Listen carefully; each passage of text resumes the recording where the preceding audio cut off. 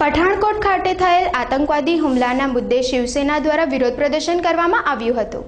પંજાબના પઠાણકોટ ખાતે થયેલ આતંકવાદી હુમલામાં ભારતના જવાનો શહીદ થયા હતા। આતંકવાદી હુમલાને લઈને ગતકાલે શિવસેના દ્વારા સયાજીગંજ ડેરી ડેન સર્કલ ખાતે વિરોધ પ્રદર્શન કરવામાં આવ્યું હતું।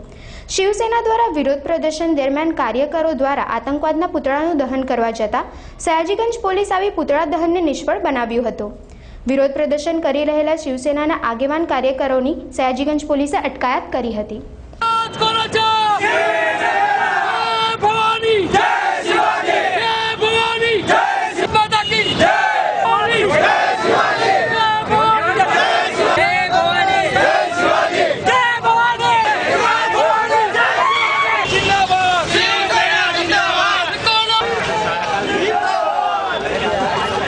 આજે જય ભવાની અને જય શિવાજી સાથે હું કહેવા માંગુ છું કે વડોદરા શહેરના દરેક શિવ સૈનિકો દરેક પદાધિકારીઓ દરેક એમને મનદુખ બી થયું છે અને ભારતની દરેક જનતાને પણ મનદુખ થયું હશે કે આપણે જે પઠાણકોટમાં જે આતંકવાદીઓ હુમલો કર્યો અને આપણા જે રીતે સૈનિકો જે ઘવાય છે અને જે રીતે એમનું મૃત્યુ થાય છે એમના માટે અમે ખરેખર એમના પરિવાર માટે દિલગીર છે અને આવું ન થવું જોઈએ અને કાયમ પાકિસ્તાન આવી રીતે આપણી ઉપર જે હુમલા કરે છે છુપી રીતે એનો કાયમ નિકાલ કરવા માટે અને વ્યવસ્થિત અમે આ મેસેજ અમારા જે પ્રાઇમ મિનિસ્ટર છે શ્રી નરેન્દ્ર મોદી સાહેબને અમે આપવા માગીએ છીએ। એટલે શિવસેનાએ આજે એનો વિરોધ કરવાનો એક કાર્યક્રમ રાખ્યો હતો કે શહીદો માટે શ્રદ્ધાંજલિ અને જે આતંકવાદીઓ છે એમના પુતળા દહનનો અમે એક પ્રોગ્રામ રાખ્યો હતો।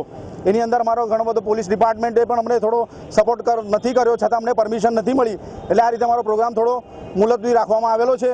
તે પછી આગલા દિવસોમાં અમે ફરી એક સાહેબની પરમિશન લઈને અમે ફરી તે પૂર્ણ કરીશું અને શિવસેના આવી બધી જે પ્રકૃતિ આતંકવાદી પ્રકૃતિ છે એનો સખત વિરોધ કરે છે અને હિન્દુત્વને જોડે રહે છે। શિવસેના હંમેશા હિન્દુત્વ સાથે રહીને ચાલશે। જય ભવાની, જય શિવાજી।